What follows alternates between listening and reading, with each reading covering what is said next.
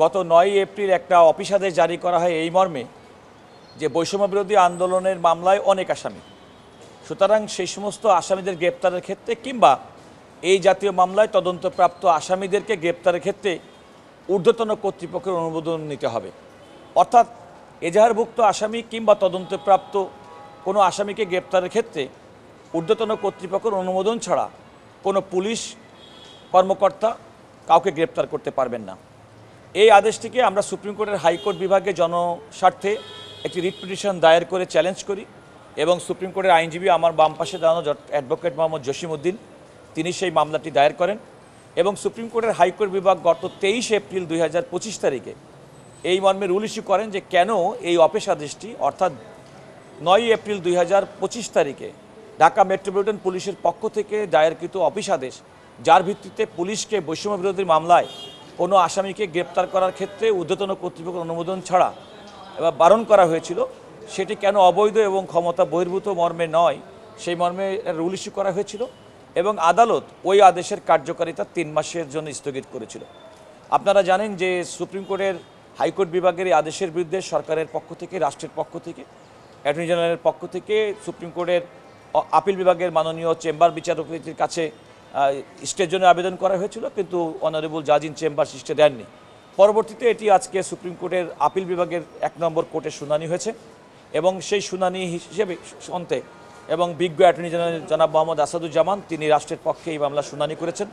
আমি মোহাম্মদ রুহুল কুদ্দুস কাজল senior advocate, আমি writ পিটিশনারকারী অর্থাৎ অ্যাডভোকেট মোহাম্মদ জসিমউদ্দিনের পক্ষে জনস্বার্থে দায়েরকৃত মামলায় আমি শুনানি করেছি। আদালত শুনানি করে হাইকোর্টের আদেশটি বহাল রেখেছেন এবং হাইকোর্ট বলেছেন যে আদালত বলেছেন যেহেতু মামলাটি হাইকোর্টে বিচারাধীন সুতরাং সেটি এখানে নিষ্পত্তি হবে। এই আপিল বিভাগের আজকের এই আদেশের অর্থ হলো যে ডিএমপি কমিশনার ডিএমপির পক্ষ থেকে গত 9 এপ্রিল 2025 তারিখে যে আদেশের মাধ্যমে বৈষম্য বিরোধী মামলায় কোনো ব্যক্তিকে ঊর্ধ্বতন কর্তৃপক্ষের অনুমোদন ছাড়া গ্রেপ্তার করতে পারবে না বলে যে নিষেধাজ্ঞা ছিল কিংবা তদন্তপ্রাপ্ত ব্যক্তিকে গ্রেপ্তার করতে পারবে না বলে যে নিষেধাজ্ঞা ছিল সেই নিষেধাজ্ঞাটি আর থাকলো না, অর্থাৎ হাইকোর্টের আদেশটি বলবৎ থাকলো। হাইকোর্ট 23 এপ্রিল 2025 তারিখে যে আদেশ দিয়েছিল ওই আদেশের কার্যকারিতা স্থগিত করে সেটি বহাল থাকলো। পুলিশ স্বাধীনভাবে তদন্তে প্রাপ্ত কোনো আসামির যদি কোনো অপরাধের সঙ্গে সংশ্লিষ্টতা পায় তাহলে তাকে গ্রেপ্তার করতে পারবে না। একই সঙ্গে আমাদের ফৌজদারি কার্যবিধি এবং পুলিশ রেগুলেশনস অফ বেঙ্গল পুলিশের যে ক্ষমতা দেওয়া আছে কোনো অপরাধ দমনের ক্ষেত্রে কোনো ব্যক্তিকে গ্রেপ্তারের ক্ষেত্রে তারা স্বাধীনভাবে মেট্রোপলিটন এলাকার প্রত্যেকটা পুলিশ স্বাধীনভাবে তার দায়িত্ব পালন করতে পারে। এখানে একটি কথা বলে রাখি, এই মামলাটি জনস্বার্থে করা হয়েছিল। জনস্বার্থ হচ্ছে এমন একটি মামলা যে মামলায় অনেক মানুষের স্বার্থ জড়িত আছে। আমরা বলেছি আমরা এমন একটা সমাজে বসবাস করি যে সেখানে অপরাধ সে যে নামেই তাকে ডাকা হোক না কেন, সুতরাং অপরাধকে দমন করার জন্য অপরাধীকে শাস্তির আওতায় আনার জন্য আমাদের ফৌজদারি কার্যবিধির যে বিধান সেই বিধানটিকে কোনো আদেশের মাধ্যমে সেটাকে অকার্যকর করা যায় না।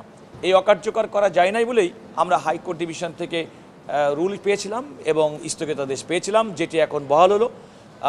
এবং আমি আবারও বলি যে আজকের আপিল বিভাগের এই আদেশের পরে আপিল বিভাগের মামলাটিও আজকে নিষ্পত্তি হয়ে গেল, বিজ্ঞপ্তি স্থগিত থাকবে। এই আজকে সুপ্রিম কোর্টের আপিল বিভাগের আদেশের অর্থ হচ্ছে গত 9 এপ্রিল 2025 তারিখে ঢাকা মেট্রোপলিটন পুলিশ কমিশনারের পক্ষ থেকে যে আদেশ জারি করা হয়েছিল যে মহানগরের প্রত্যেকটা অফিসার ইনচার্জকে উদ্দেশ্য করে তারা যেন বৈষম্য বিরোধী মামলায় কোনো ব্যক্তিকে গ্রেপ্তারের ক্ষেত্রে ঊর্ধ্বতন কর্তৃপক্ষের অনুমতি নেয় কিংবা তদন্তে প্রাপ্ত কোনো ব্যক্তির বিরুদ্ধে তাকে গ্রেপ্তার করতে গেলেও যেন ঊর্ধ্বতন কর্তৃপক্ষের অনুমোদন নেয়। সুতরাং এই অনুমোদনটির প্রয়োজন হবে না, পুলিশ তার স্বাধীনভাবে কাজ করবে। নাগরিক হিসেবে আমাদের প্রত্যাশা, রিট পিটিশনের প্রত্যাশা যে পুলিশ অত্যন্ত স্বাধীনভাবে কাজ করবে, তারা যেন কোনো ব্যক্তিকে হয়রানির জন্য গ্রেপ্তার না করেন। বিগত দিনে বিগত সরকারের সময় আমাদের অত্যন্ত খারাপ আমাদের অভিব্যক্তি, সেটি হচ্ছে যে অকারণে বিভিন্ন ব্যক্তিকে রাজনৈতিক ব্যক্তিদেরকে হয়রানি করা হতো। আপনারা জানেন একটা পার্টিকুলার রাজনৈতিক দল বাংলাদেশ জাতীয়তাবাদী দলের 60 লক্ষ নেতাকর্মীর বিরুদ্ধে 25,000-এর বেশি মামলা দায়ের করা ছিল এবং অধিকাংশ মামলাগুলোই পুলিশ দায়ের করেছিল। তো সুতরাং আমরা চাই না যে এমন একটি পুলিশি মামলা দিয়ে নাগরিককে অহেতুক হয়রানি করা হোক। আবার এও আমরা চাই যে দেশের শৃঙ্খলা রক্ষার স্বার্থে, আইনের স্বার্থে এবং আইনের যে প্রক্রিয়া সে প্রক্রিয়া যেন অব্যাহত থাকে, সেজন্য পুলিশ স্বাধীনভাবে কাজ করবে, ন্যায়ানুগভাবে কাজ করবে, সেটাও আমাদের প্রত্যাশা। ব্রেকফাস্ট, টিফিন কিংবা স্ন্যাক টাইমে মজাদার আয়োজন মানে অল টাইম ব্রেড।